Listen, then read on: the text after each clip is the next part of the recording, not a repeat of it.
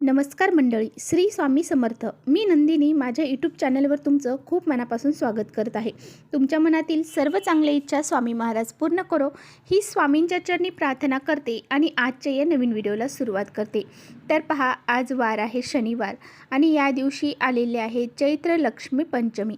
आता पहा, चैत्र नवरात्र चालू आहेत आणि चैत्र नवरात्रामधली जी पंचमी तिथी आहे तर ती लक्ष्मी पंचमी म्हणून ओळखली जाते. ही तिथी जी आहे तर ती अतिशय महत्त्वाची मानली जाते आणि या तिथीला अनेक सेवा आणि उपाय देखील केले जातात. तर आजच्या व्हिडिओमध्ये मी तुम्हाला अतिशय प्रभावशाली उपाय सांगणार आहे. संध्याकाळी आपल्याला कापूरसोबत अशी ही एक वस्तू जाळायची आहे. ही वस्तू जर आपण कापूरसोबत जाळली तर आपल्या 7 पिढ्यांचं दारिद्र्य नष्ट होऊन जाईल. आपल्या जीवनामध्ये सुख, शांती, समृद्धी, ऐश्वर्य निर्माण होईल आणि आपल्या घराची, मुलांची, पतीची खूप सारी प्रगती होईल.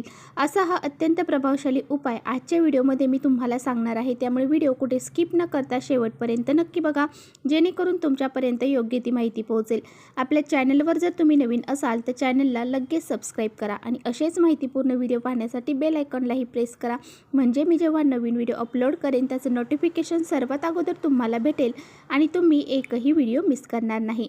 आणि कमेंट्समध्ये श्री स्वामी समर्थ लिहायला अजिबात विसरू नका. तर पहा, कापूर ही जी वस्तू आहे तर ती आपल्या पूजेमध्ये अतिशय महत्त्वाचा घटक मानला जातो आणि त्यामुळेच पहा, आपल्या घरामध्ये आपण आरती करताना किंवा मग देवीच्या मंदिरामध्ये, कोणत्याही मंदिरामध्ये जा, तिथे आपण आरती करण्यासाठी त्याचबरोबर काही उपायांसाठी कापराचा उपयोग करत असतो.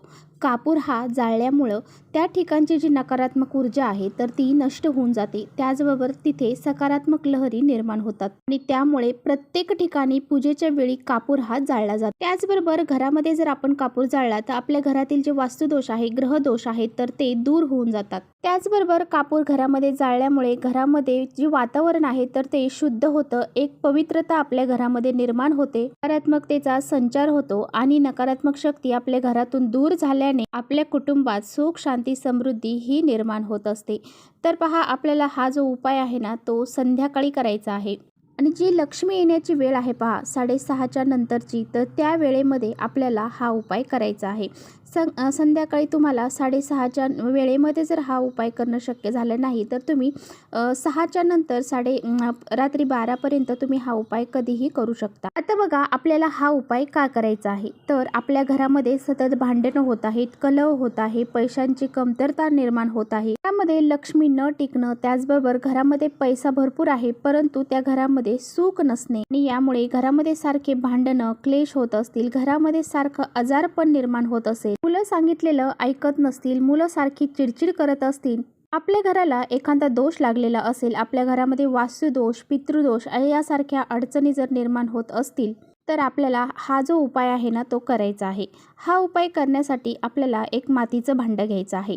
तुम्ही अगदी पंती देखील घेऊ शकता किंवा तुम्ही जे कापूर ज्यामध्ये जाळता ते भांडं घेतलं तरीसुद्धा चालेल.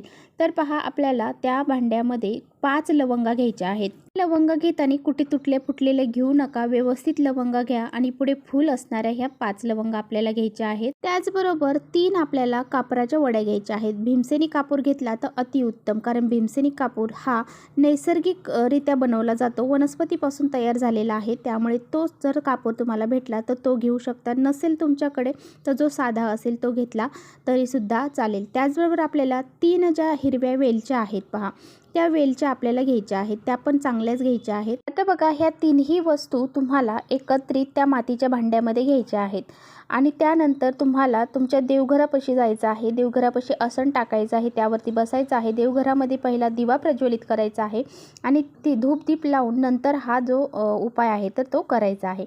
नंतर हे जे वस्तू आहेत तर त्या तुम्हाला प्रज्वलित करायच्या आहेत. आता बघा, थोड्या वेळा त्यामधून जेव्हा धूर निघायला लागेल तेव्हा ते भांडं घेऊन तुम्हाला आपल्या पूर्ण घरामध्ये तो फिरवायचा आहे. प्रत्येक रूममध्ये आपल्याला तो कापूर जो आहे तर तो फिरवायचा आहे. यानंतर पहा, जेव्हा ते भांडं आपण पूर्ण घरामध्ये फिरवल्यानंतर ते तुम्हाला मुख्य दरवाजामध्ये घेऊन जायचं आहे. तिथे गेल्यानंतर तिथे थोडा वेळ ठेवायचं आहे.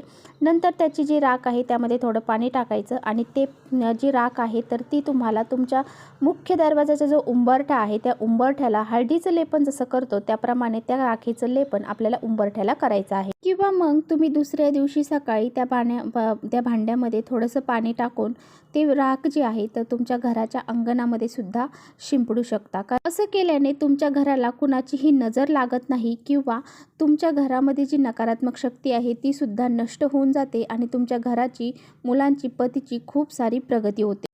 तर पहा, आपल्या घरामध्ये सुख, शांती, समृद्धी निर्माण होते. आणि त्याचबरोबर बघा, जे हे लवंग आणि वेलची आहे तर ती फक्त मसाला नसून ते फक्त जिभेचे स्वाद वाढवण्यासाठीचा पदार्थ नसून तो काही उपाय करण्यासाठी वापरले जातात. म्हणजे जेव्हा आपण लवंग वापरतो तेव्हा आपल्या घरामध्ये समस्या दूर करण्यासाठी अतिशय महत्त्वाच्या मानल्या जातात. त्याचबरोबर कापूर सुद्धा ज्योतिषशास्त्रामध्ये अतिशय महत्त्वाचा मानला जातो. कापूर, वेलची आणि लवंग यांचा उपाय एकत्रित केल्याने नशिबाची दारं उघडतात असं म्हटलं जातं.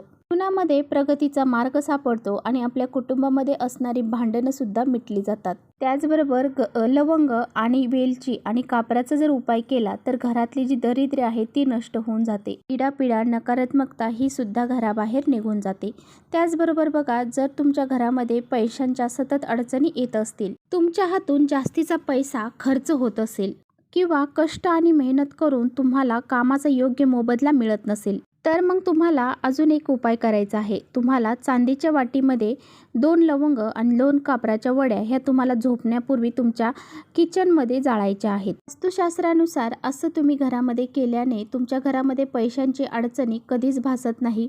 तर पहा, आज चैत्र पंचमी आहे, चैत्र लक्ष्मी पंचमी आहे. तर आज संध्याकाळी तुम्हाला अजून एक उपाय करायचा आहे. तुम्हाला लाल कपडा घ्यायचा आहे आणि ते लाल कपड्यामध्ये तुम्हाला 5 कवड्या घ्यायच्या आहेत. तर त्या पिवळ्या कलरचे घ्या किंवा पांढऱ्या कलरचे घ्या. पांढऱ्या कलरच्या असतील तर त्याला हळद लावून घेतली तरी चालेल. त्याचबरोबर 5 आपल्याला लवंग घ्यायचे आहे आणि तुम्हाला ह्याची एक पोटली तयार करायची आहे. ही पोटली तुम्हाला लक्ष्मीच्या फोटोच्या चरणाला लावायचे आहे आणि त्यानंतर तुम्हाला ही पोटली तुमच्या पैशाच्या तिजोरीमध्ये ठेवून द्यायची आहे. असं केल्याने माता लक्ष्मी आपल्यावरती प्रसन्न होईल आणि आपल्या घरामध्ये सुख, शांती, समृद्धी आणि संपत्ती येईल. त्याचबरोबर व्यवसायामध्ये प्रगती होण्यासाठी, नोकरी प्राप्तीसाठी, जीवनामध्ये प्रत्येक जे कामं आपण करतो त्याच्यामध्ये यश संपादन होण्यासाठी तर तुम्हाला आज काय करायचं आहे, एक विड्याचं पान घ्यायचं आहे. त्या विड्याच्या पानावर 1 लवंग, 1 कापूर आणि 1 सुपारी जी आहे तर ती ठेवायची आहे. असा हा विडा जो आहे ना तो तुम्हाला गणपतीला अर्पण करायचा आहे. त्यानंतर गणपती बाप्पांना तुम्हाला प्रार्थना करायची आहे. जीवनात यशस्वी होण्यासाठी, नोकरीमध्ये यश संपादन होण्यासाठी, व्यवसायामध्ये सुद्धा प्रगती होण्यासाठी तुम्हाला प्रार्थना करायची आहे. तर पहा, तुमच्या जीवनामध्ये तुम्हाला यशस्वी होण्यासाठी, तुमच्या करिअरमध्ये तुम्हाला प्रगती होण्यासाठी हा जो एक उपाय आहे ना तो तुम्ही कोणत्याही दिवशी करू शकता. त्याचबरोबर सतत तुमच्या घरामध्ये भांडणं होत आहे, क्लेश होत आहे, तर मग तुम्हाला काय करायचं आहे, तुम्हाला 2 लवंग आणि 2 कापूर ह्या सकाळी आणि संध्याकाळी 2 टायमाला तुम्हाला तुमच्या घरामध्ये जाळायचे आहे. त्याचा जो धूर आहे तर तो संपूर्ण घरामध्ये आपल्याला फिरवायचा आहे.